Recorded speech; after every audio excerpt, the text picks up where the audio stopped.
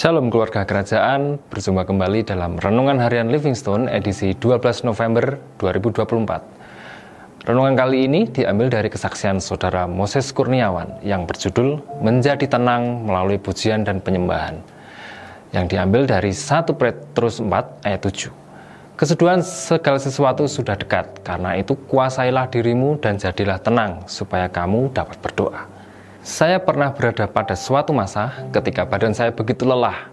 Perasaan saya campur aduk, tidak dapat dimengerti, bahkan suasana hati dan pikiran begitu tidak menentu karena permasalahan dan tantangan yang datang di waktu yang bersamaan. Pada saat itulah ayat firman ini begitu sukar dilakukan.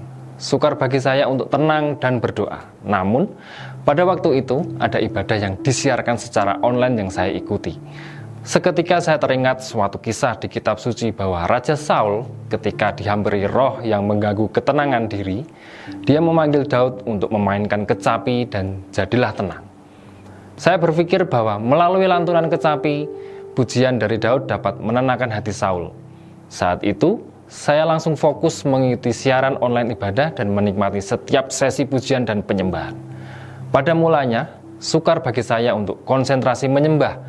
Namun semakin saya coba masuk dalam pujian dan penyembahan, semakin saya mencoba menggabungkan diri ke ibadah tersebut, kepala yang kencang dan perasaan yang gundah mulai terasa ringan. Tentu tidak serta-merta permasalahan saya hilang, namun berangsur-angsur saya mulai tenang. Pada saat saya tenang, saya mulai dapat duduk diam. Saya fokuskan pikiran ke Tuhan dan berdoa. Kondisi yang saya alami itu nyata ketika hati dan badan kita tidak dalam kondisi baik. Kita akan sukar untuk tenang dan berdoa. Namun, ada suatu jalan yang bisa kita coba untuk mendapatkan ketenangan, yakni melalui pujian dan penyembahan. Dengan menyembah, kita fokus ke Tuhan dan membangun iman kita. Tidak jarang ada di antara kita yang memperoleh hikmat dan bahkan mujizat ketika kita menyembah Tuhan.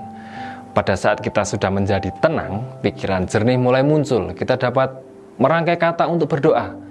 Kita dapat menaikkan keluh kesah, bahkan permohonan kita kepada Tuhan melalui seruan doa kita. Oleh karena itu, jika Anda mengalami kondisi yang begitu berat sehingga sukar bagi Anda untuk berdoa, mulai buka hati untuk menyembah. Jadilah tenang dan berdoa. Amin. Jika keluarga kerajaan Allah semuanya merasa terberkati dengan renungan hari ini, bisa like, comment, subscribe, dan share renungan harian ini agar menjadi berkat bagi banyak orang. Terima kasih, Tuhan memberkati.